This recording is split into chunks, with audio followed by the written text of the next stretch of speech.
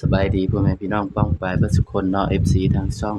เบาภูมิ Channel เนาะมื้อนี้เบาภูมิก็สิมาตามแนวทางหวยลาวพัฒนาให้พี่น้องคือเก่าเนาะพี่น้องเนาะก็มาเบิ่งผลมันออกนำกันเนาะใส่ละเสียงแปลกๆเด้อพี่น้องเด้อผมว่าเจ็บคอเลยนะพี่น้อง ไปกิน M100 ที่มีน้ำผึ้งนะพี่น้องกินลงไปโอ้ขวดเดียวเจ็บคอเลย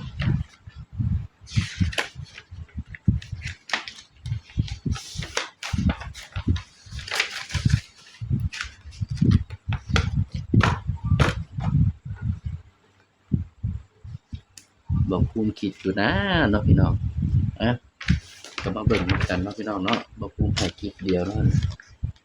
เด่น2 3 4มันมาอยู่26แต่ว่ามันอยู่ข้างหน้าพี่น้อง26นี่เนาะ26มันอยู่ข้างหน้าเนาะพี่น้องเนาะเสียดายอยู่พี่น้องมันอยู่ข้างหน้าเนาะนี่26เฮาก็ถือว่ารุดเนาะพี่น้องเนาะเข้าอยู่ข้างหน้า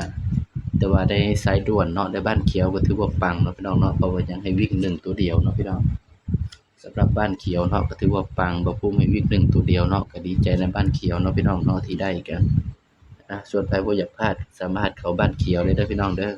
เพราะว่าบ่ภูมิก็สิมีให้สายด่วนเนาะเวลาทุ่มครึ่งเนาะพี่น้องเนาะสำหรับที่บ่ภูมิให้สายด่วนเนาะเวลาทุ่มครึ่งเนาะพี่น้องอยากมาไลฟ์สดก็ไลฟ์บ่ได้ดอกพี่น้องเพราะว่าเน็ตบ่ภูมิบ่มีเนาะก็ไปตามกันต่อบัดนี้ของงวดวันที่เท่าใดบัดนี้บึ้ย19เสาร์งวดที่21เด้อพี่น้องเด้อบัดนี้สำหรับแนวทางลาวพัฒนาเขาเนาะก็มาตามกันต่อพี่น้องวันที่21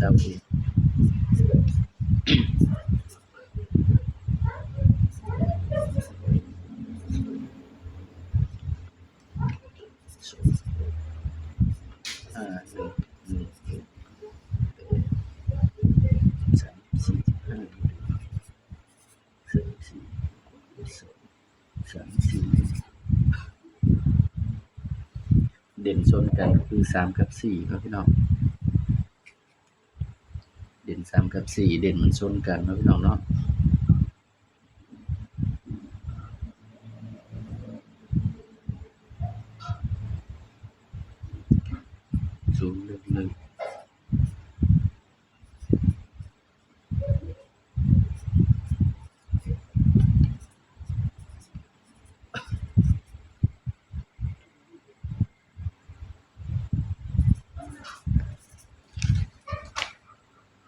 ไปตามกันต่อเลยพี่น้องเนาะสำหรับแนวทางเนาะของงวดวันที่21เด้อพี่น้องเด้อบัด21เมษายน68เนาะสำหรับหวยลาวพัฒนาเนาะเห็นว่าเสียงติ๊งต๊อง FC เฮาปังเนาะพี่น้องเนาะสำหรับในบ้านเขียวก็คือว่าปังเนาะพี่น้องเนาะใครอยากเข้าบ้านเขียวก็สามารถแอดไลน์มาหาบ่ภูมิได้เด้อพี่น้องเด้อบ่ภูมิไลฟ์สดให้สายด่วนเนาะให้บ้านเขียวคือสายด่วนเนาะพี่น้องสำหรับเด่นเนาะงวดวันที่21เนาะพี่น้องตัวเด่น3 4ชนกันเนาะพี่น้องเนาะสำหรับตัวเด่นเนาะ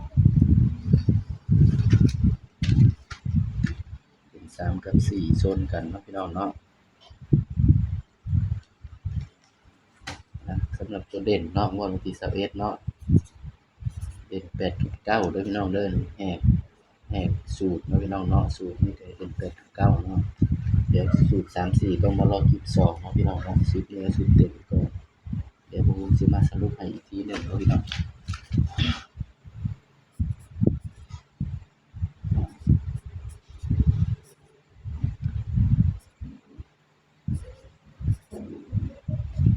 ก็เอาสูตรเต็มไปก่อนเนาะพี่น้องเนาะเด่น8กับ9เนาะพี่น้อง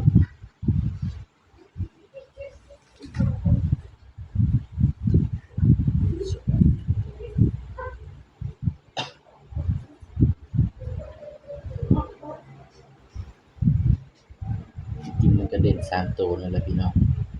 เด่น8 9เนาะเราจะมี0อีกตัวหนึ่งเนาะนะก็ มาจับปูนำกันบัดนี้เนาะสำหรับจับก็สิให้บ่หลายดอกพี่น้องให้แค่1 2 3หางแล้ว6คู่พี่น้องเนาะถ้ามันจับ8เป็นก่อนพี่น้อง81 82 86 87 9 91 92 96 97เด้อพี่น้อง สำหรับแนวทางเนาะผมฮอดวันที่21เนาะพี่น้องเนาะสำหรับแนวทางเนาะไปมักก็ตามเนาะพี่น้องเนาะก็บ่เป็นหยังเนาะตัวเลขก็เป็นเพียงแนวทางเนาะพี่น้องเนาะมีเข้ามีหลุดเนาะสำหรับเด็กอีกตัวหนึงพี่น้องก็คือ0นี่แต่ว่าบ่คูณบ่ได้จับให้เด้อพี่น้องเด้อให้ FC ไปจับเอาเองเนาะเพราะบ่คูณมันเป็น8 9เนาะพี่น้องสำหรับ ตัวที่บ่คูณมักก็คือ82 87 97 27 97เนาะพี่น้อง20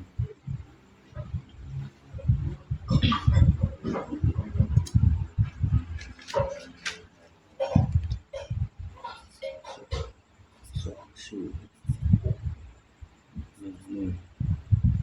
77 6 7 6 7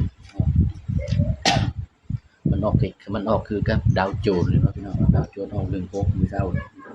มันก็มาออกลาวพัฒนาต่ออีกเนาะไปกันนะก็อย่าลืมเด้อพี่น้องเด้อสำหรับตัวกันเนาะตัวเลขเพียงแนวทางเนาะมักตามบ่มักก็เลื่อนผ่านเนาะพี่น้องเนาะสุดจับตัวมิดเดียวพี่น้อง792 709เนาะถ้ามักแคปหน้าจอเป็นแนวทางให้เด้อพี่น้องเด้อบ่พูดก็ให้เรื่องเก็บแนวทางเท่านั้นเนาะพี่น้องเนาะ